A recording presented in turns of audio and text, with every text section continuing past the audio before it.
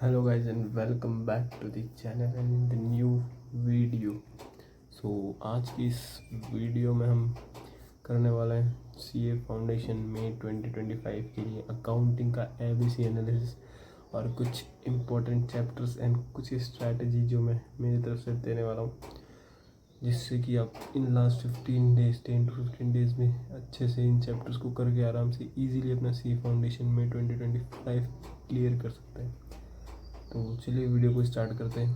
एक पेपर और एक पेन लेकर बैठिए। तो उसमें आप कैटेगरी वाइज क्या क्या करना है और क्या मैं बता रहा हूँ वो सब लिख सकें और उसके बाद उसको कर सकें। तो चलिए वीडियो स्टार्ट करते हैं। तो कैटेगरी ए वाला जो चैप्टर बताऊँगा वो मस्ट डू चैप्टर है, करना ही करना है, उसको बिल्कुल नहीं छोड़ सकते आप, उसको करना है, किसी भी हालत में करना है। कैटेगरी बी वाले जो चैप्टर्स है वो एटलीस्ट 1 टाइम तो करना है, एक बार अच्छे से देखना है बिल्कुल सारा पूरा चैप्टर। और कैटेगरी सी जो है आप उसको करो नहीं करो वो ऑप्शन में है। अगर कर लो तो एडवांस के एडवांटेज ही है आपको, कुछ एक्स्ट्रा मार्क्स का आप करके जाओगे, बट नहीं करोगे तो भी चलेगा। तो कैटेगरी ए में जो चैप्टर है सबसे पहले जो है वो है 20 मार्क्स की थ्योरी, जो सारे चैप्टर्स में से कहीं से भी पूछ सकता है। इसे मेन जो चैप्टर्स है उसके वो पूछेगा, जो स्टार्टिंग में general ledger accounting process chapter 2-1 जो है उसमें से पूछ सकता है वो। तो उस थ्योरी के लिए मैंने रेफ़र किया था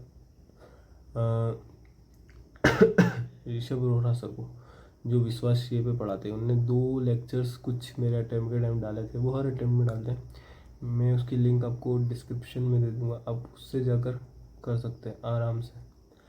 वो भी आपके लिए बहुत होगा अगर वो लेक्चर्स आप देख लेते हो, जो सर बताते हो कर लेते हैं। उसके अलावा आप अगर सेल्फ से पढ़ना चाहते हो तो जो आईसीआई मॉड्यूल में जो पीछे की ट्रू फॉल्स दिए हुए हैं आप उतना भी कर लेते हो, वो भी सफिशिएंट होता है, क्योंकि बुक में से ही मैक्सिमम क्वेश्चन बुक से ही पूछ जाते हैं थ्योरी के सारे।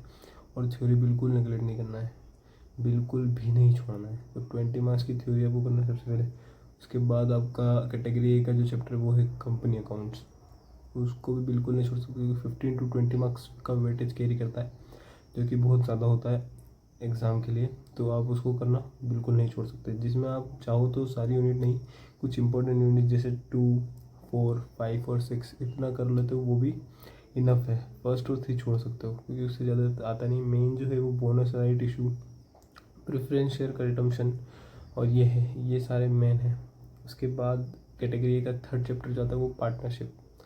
पार्टनरशिप भी आप बिल्कुल नहीं छोड़ सकते, वो भी 15 to 20 मार्क्स का वेटेज कैरी करती है। उसमें भी कुछ इंपॉर्टेंट जैसे रिटायरमेंट, डेथ और डिसोल्यूशन, अगर ये 3 भी कर लेते हो तो इनफ है।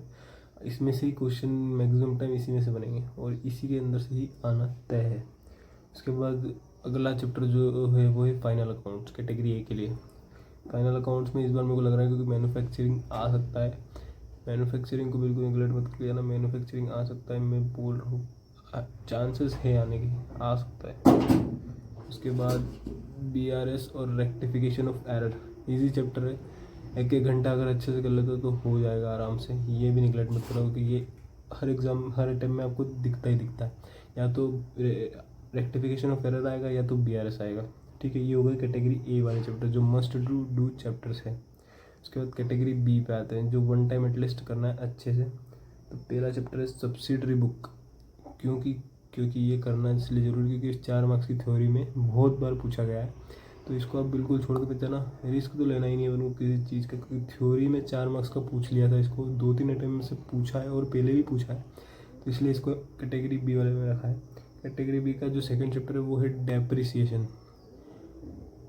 कुछ क्वेश्चन पर आने के चांसेस तो कम है, लेकिन छोड़ नहीं सकते क्योंकि ईजी आता है, एक बार कर लोगे तो हो जाएगा।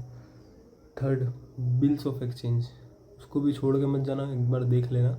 एक बार तो ये कैटेगरी बी वाले सारे चैप्टर आपको करने पड़ेंगे। उसके बाद अगला है एनपीओ। एनपीओ या फाइनल अकाउंट में ऑप्शन आता है, लेकिन दोनों कर लोगे, दोनों में से एक को अच्छा प्रिपेयर करो और एक को थोड़ा ऐसा भी देखोगे तो चलेगा, क्योंकि अगर एक आया और फाइनल अकाउंट और एनपीओ में ऑप्शन आया, आपने फाइनल अकाउंट अच्छे से कर रखा है लेकिन फाइनल अकाउंट वाला कुछ ना कुछ समझ नहीं आया, नहीं एनपीओ आपने थोड़ा बहुत कर रखा है वो आ गया, तो आप वो करके आ सकते हो। इसीलिए आप दोनों को प्रिपेयर रखो थोड़ा थोड़ा, पर एक चैप्टर पे थोड़ा ज़्यादा फोकस करो। उसके बाद कैटेगरी सी पे आते हैं। पहला अकाउंटिंग प्रोसेस, जो मैंने बोला था थ्योरी के लिए, वो कर, उसमें जो एडिशनल यूनिट है वो छोड़ सकते हो, लेकिन थ्योरी तो करना है आपको। जो वो क्वेश्चन है जनरल लेजर और वो छोड़ सकते हो आप। कैटेगरी सी का जो सेकंड चैप्टर वो है इन्वेंट्रीज, छोड़ना चाहो छोड़ सकते हो, अगर आपने कर रखा है तो आपके लिए अच्छी बात है। उसके बाद लास्ट चैप्टर जो आता है वो है इनकम्प्लीट रिकॉर्ड्स, कैटेगरी सी का। मैंने उसको इसीलिए उसमें कैटेगरी सी में डाला क्योंकि एनपीओ अगर आया अच्छा तो इनकम्प्लीट रिकॉर्ड्स नहीं आएगा, और मेरे को लग रहा है चांस फाइनल अकाउंट से एनपीओ में से ही कुछ आएगा, और फाइनल अकाउंट में मैन्युफैक्चरिंग लिख कर लो वही आने का चांसेस है।